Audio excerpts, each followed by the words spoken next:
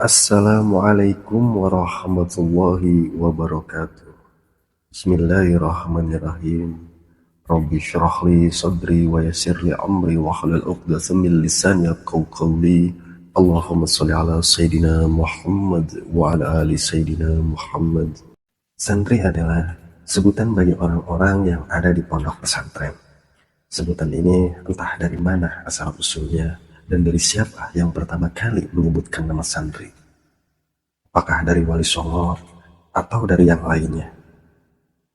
Sebab belum ditemukan titik sejarah yang menjelaskan orang pertama kali yang membuat nama santri. Namun, lain halnya kalau makna gandul atau arpegon. Sebab makna gandul atau arpegon ada sejarah yang menjelaskan bahwa pertama kali yang membuatnya adalah Kanjeng Sunan Ampel, yang makanya beliau ada di Surabaya. Karena makna gandul dan arpegon ini kaitannya sangat erat sekali dengan kehidupan para santri. Namun secara budaya yang sudah melekat, yang kita ketahui adalah bahwa santri itu adalah suatu sebutan bagi orang-orang yang sedang menuntut ilmu di pondok pesantren. Kata santri mengandung arti yang mana arti dari kata santri itu terdiri dari banyak berbagai pendapat. Sebagian pendapat ada yang mengatakan bahwa santri itu bermakna 3 matahari. Pendapat ini dasarnya diambil dari kata sun dan tri. Sun adalah bahasa Inggris yang sudah dialihkan dan dimodif oleh budaya kita secara bahasa Indonesia, yang mana asalnya adalah sun atau matahari. Sedangkan tri juga asalnya dari bahasa Inggris, yang maknanya menunjukkan arti 3. Kesimpulannya maka, jika kita susun, santri itu mengandung arti 3 matahari. Adapun makna yang dikehendaki dari 3 matahari tersebut adalah iman, Islam, dan ihsan. Jadi bisa kita ambil kesimpulan bahwa istilah santri itu adalah 3 matahari yang tersusun dari kata san dan tri. Maka jadilah istilah makna 3 matahari. Namun tahukah Anda, jika kita telusuri lebih dalam lagi, bahwa istilah santri ini memberikan pemahaman bahwa seorang santri adalah sosok yang berpegang teguh pada iman, Islam, dan ihsan. Lalu apa itu yang dimaksud mal iman, mal Islam, mal ihsan?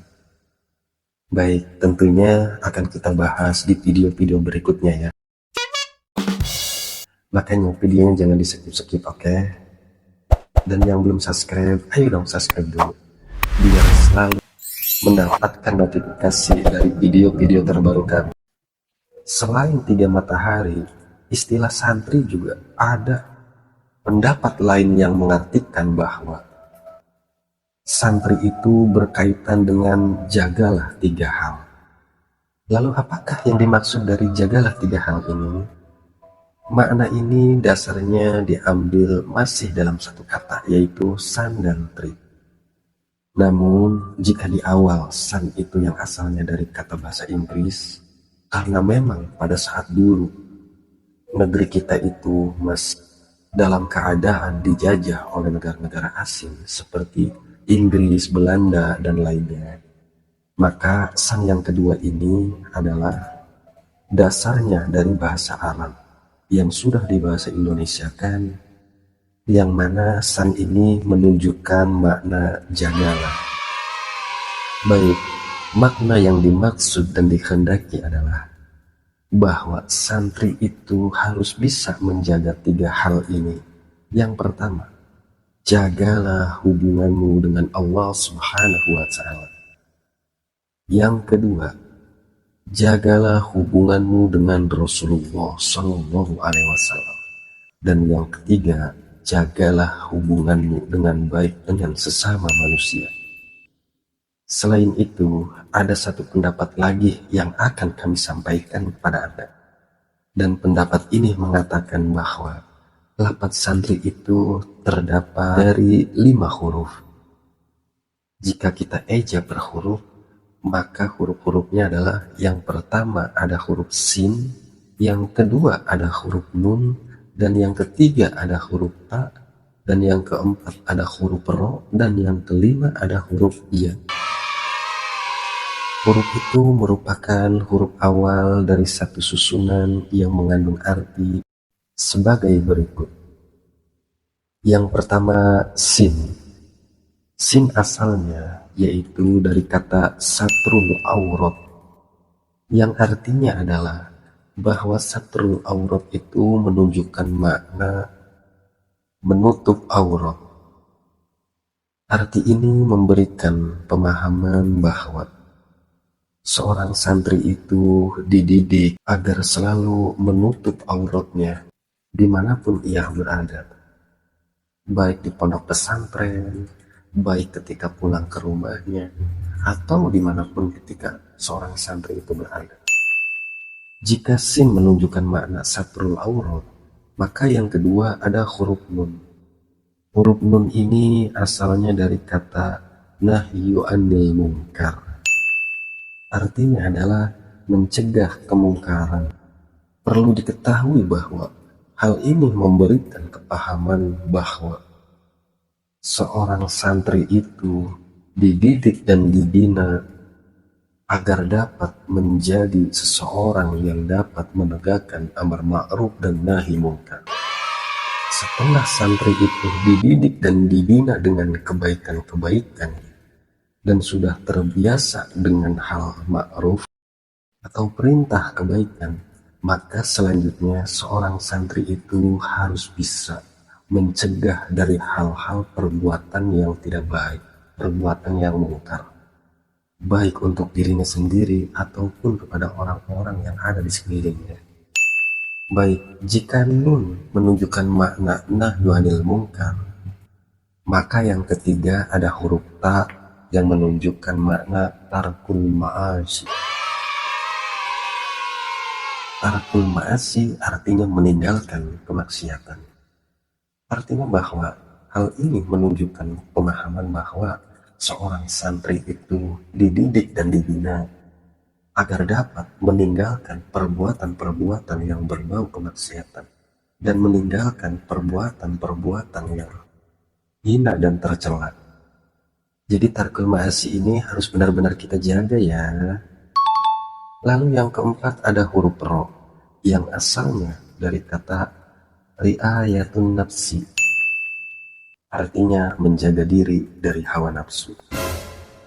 Hal ini memberikan pemahaman bahwa seorang santri itu dididik dan dibina agar dapat menjauhkan diri, meninggalkan diri dari perbuatan-perbuatan nafsu hayawan ataupun nafsu amarah ataupun nafsu-nafsu kejelekan lainnya yang tidak baik menurut syariat. Karena biasanya hawa nafsu itu selalu mendorong kita kepada sesuatu hal perbuatan kejahatan yang tidak baik. Karena hal itu dapat merugikan diri sendiri ataupun merugikan banyak orang lain. Maka ri'anatun nafsi ini harus benar-benar kita jaga ya. Dan yang terakhir ada huruf ya, yang asalnya dari kata yakinun atau yakin. Artinya suatu keyakinan.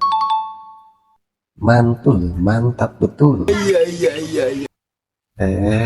Maksudnya adalah kemantapan hati ya. Artinya bahwa hal ini memberikan pemahaman kepada kita bahwa santri itu adalah seseorang yang terus dibimbing dan dididik agar keyakinannya itu benar-benar mantap, hatinya kokoh, dan keyakinan yang benar-benar berkualitas, sehingga menghasilkan buah manisnya dalam beribadah dan dicap sebagai hamba yang ihsan di sisi Allah Subhanahu wa Ta'ala. Seperti yang tertulis dalam teks Pancasila, ketuhanan yang Maha Esa. Artinya bahwa apapun agamanya, siapapun Tuhannya, maka kita harus yakin dan mantap kepada Tuhan yang Maha Esa. Semoga Pancasila ini bukan hanya sekedar teks doang ya. Baik sahabatku semuanya, itulah sebagian istilah santri yang bisa kami sampaikan. Sebenarnya sih masih banyak lagi pendapat yang mengartikan maksud dari istilah santri. Namun, walaupun pemahaman ini sekilas, mudah-mudahan bisa membekas ya. Dan jangan lupa untuk terus dukung channel kami ini ya, agar terus berkembang. Dan jangan lupa like, share. Saya ucapkan terima kasih kepada kalian yang sudah mendukung channel ini. Saya doakan semoga segala urusan kita semuanya diberikan kemudahan dalam segala urusan oleh Allah Subhanahu wa Ta'ala. Baiklah, wallahu a'lam bishawab. Wallahul muwaffiq ila aqwamit thoriq. Wassalamualaikum warahmatullahi wabarakatuh.